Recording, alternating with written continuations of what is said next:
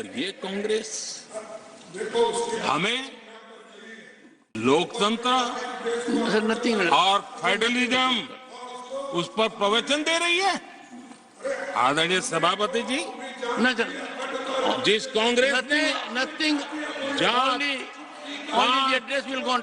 और भाषा के नाम पर देश को बांटने में कोई कसर नहीं छोड़ी, जिस कांग्रेस ने आतंकवाद और अलगाववाद को अपने हित में पनपने दिया, जिस कांग्रेस ने नॉर्थ ईस्ट को हिंसा, अलगाव और पिछड़ेपन में धकेल दिया, जिस कांग्रेस के राज में नक्सलवाद के लिए देश के लिए एक बहुत बड़ी चुनौती बनाकर के छोड़ दिया, जिस कांग्रेस ने देश की बहुत बड़ी जमीन दुश्मनों के हवाले कर दी, जिस कांग्रेस ने देश की सेनाओं का आधुनिकीकरण होने से रोक दिया, वो आज हमें राष्ट्रीय सुरक्षा और आंतरिक सुरक्षा के लिए भाषण दे रहे हैं। जिस कांग्रेस ने आजादी के बाद से ही कंफ्यूज रही, उनको उद्योग जरूरी है कि खेती जरूरी है, उसी कंफ्यूजन में गुजारा किया। जो कांग्रेस तय नहीं कर पाई कि नेशनलाइजेशन करना है कि प्राइवेटाइजेशन करना है, उलझती रही। जो कांग्रेस 10 वर्ष में 12 नंबर से 11 नंबर पर आर्थिक व्यवस्था ले आ पाई, 10 साल में 12 से 11 नंबर। और आप 12 से 11 आने में बहुत मेहनत नहीं पड़ती है, जैसे जैसे आगे बढ़ते हैं तो मेहनत और बढ़ती है। हम 10 साल में 5 नंबर पे ले आए। और ये कांग्रेस हमें यहां आर्थिक नीतियों पर लंबे लंबे भाषण सुना रही है। आदरणीय सभापति जी, जिस कांग्रेस ने ओबीसी को पूरी तरह आरक्षण नहीं दिया, जिसने सामान्य वर्ग के गरीबों को कभी आरक्षण नहीं दिया, जिसने बाबा साहब के बजाय बाबा साहब को भारत रत्न देने योग्य नहीं माना, अपने ही परिवार को भारत रत्न देते रहे, जिस कांग्रेस ने देश की गली सड़कों चौक चौराहे पर अपने ही परिवार के नाम के पाठ जड़ दिए हैं, वो हमें उपदेश दे रहे हैं, वो हमें सामाजिक न्याय के पाठ पढ़ा रहे हैं। आदरणीय सभापति जी, जिस कांग्रेस के अपने नेता की कोई गारंटी नहीं है, अपनी नीति की कोई गारंटी नहीं है, वो मोदी की गारंटी पर सवाल उठा रहे हैं।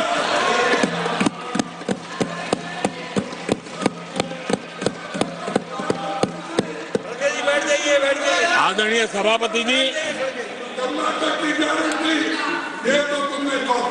आदरणीय सभापति जी, यहां एक शिकायत थी,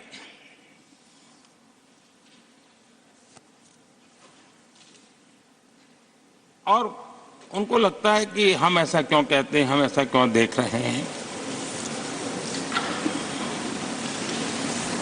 देश और दुनिया उनके 10 साल के कार्यकाल को ऐसे क्यों देखती थी, देश क्यों नाराज हो गया।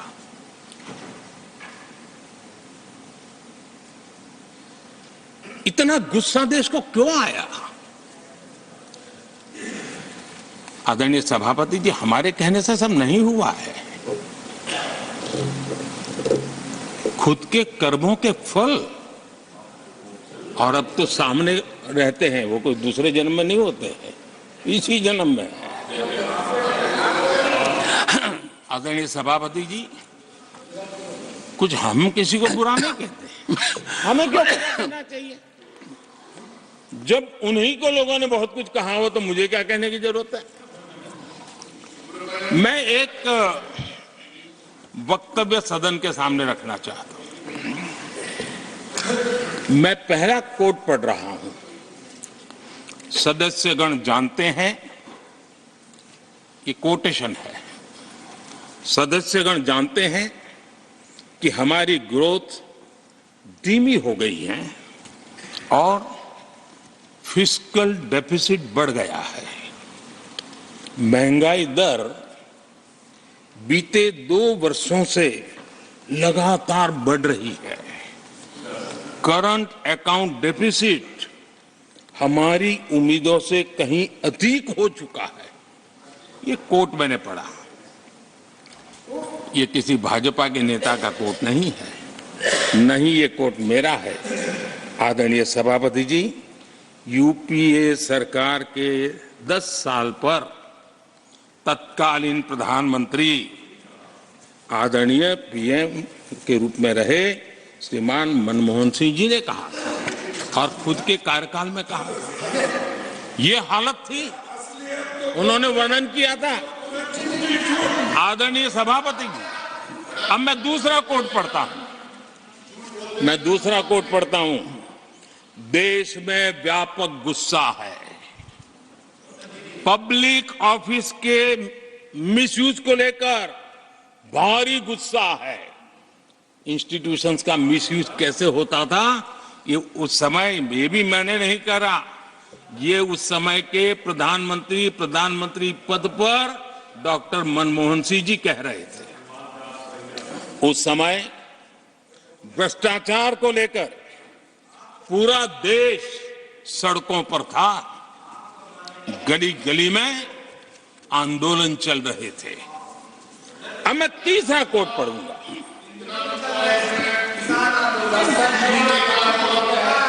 एक संशोधन की कुछ पंक्तियां हैं, इसको भी आप सुनिए। टैक्स कलेक्शन में भ्रष्टाचार होता है, इसके लिए जीएसटी लाना चाहिए। अंग्रेजों के जमाने के सैकड़ों कानून क्यों चलते रहे? आप अगर अंग्रेजों से प्रभावित नहीं थे तो लाल बत्ती कल्चर, ये लाल बत्ती कल्चर इतने दशकों बाद भी क्यों चलता है? अगर आप अंग्रेजों से प्रभावित नहीं थे तो भारत का बजट शाम को 5 बजे इसलिए आता था क्योंकि ब्रिटिश पार्लियामेंट का सुबह शुरू होने का समय होता था।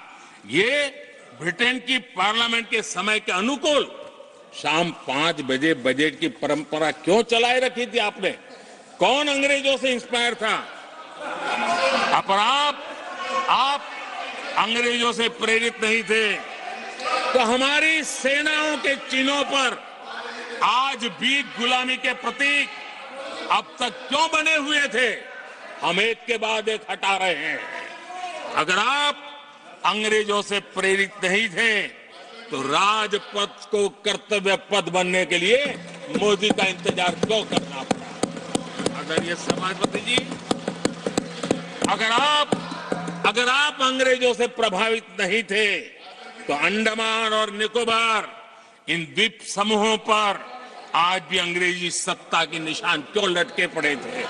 आदरणीय सभापति जी, अगर आप अंग्रेजों से प्रभावित नहीं थे तो इस देश के सेना के जवान देश के लिए मन मिटते रहे, लेकिन देश के जवानों के सम्मान में एक वॉर मेमोरियल तक आप बना नहीं पाए थे। क्यों नहीं बनाया? अगर आप अंग्रेजों से इंस्पायर्ड नहीं थे, प्रभावित नहीं थे, तो भारतीय भाषाओं को हीन भावना से क्यों देखा? स्थानीय भाषा में पढ़ाई के प्रति आप लोगों की बेरुखी क्यों थी? आदरणीय सभापति जी, अगर आप अंग्रेजों से प्रेरित नहीं थे तो भारत को मदर ऑफ डेमोक्रेसी बताने में आपको कौन रोकता था? आपको क्यों महसूस नहीं हुआ कि दुनिया में? आदरणीय सभापति जी, मैं सैकड़ों उदाहरण दे सकता हूं कि आप किस प्रभाव में काम करते थे और देश को सुनते ये सारी बातें याद आने वाली है। आदरणीय सभापति जी, मैं एक और उदाहरण देना चाहता हूं।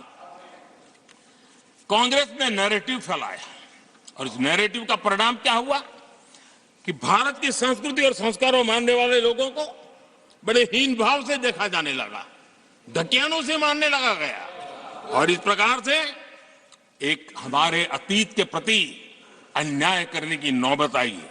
अपनी मान्यताओं को गाली देते हैं, अपनी अच्छी परंपराओं को गाली देते हैं, तो आप प्रोग्रेसिव है। इस प्रकार के नैरेटिव गढ़े जाने लगे देश में, और उसका नेतृत्व कहां होता था ये दुनिया भली बातें जानती है। दूसरे देश से आयात करना उसको गर्व का, और भारत की कोई चीज है तो दूसरे दर्जे की है, ये स्टेटस बना दिया गया था। ये स्टेटस सिंबल बाहर से आया, मेड इन फॉरेन स्टेटस बना दिया था।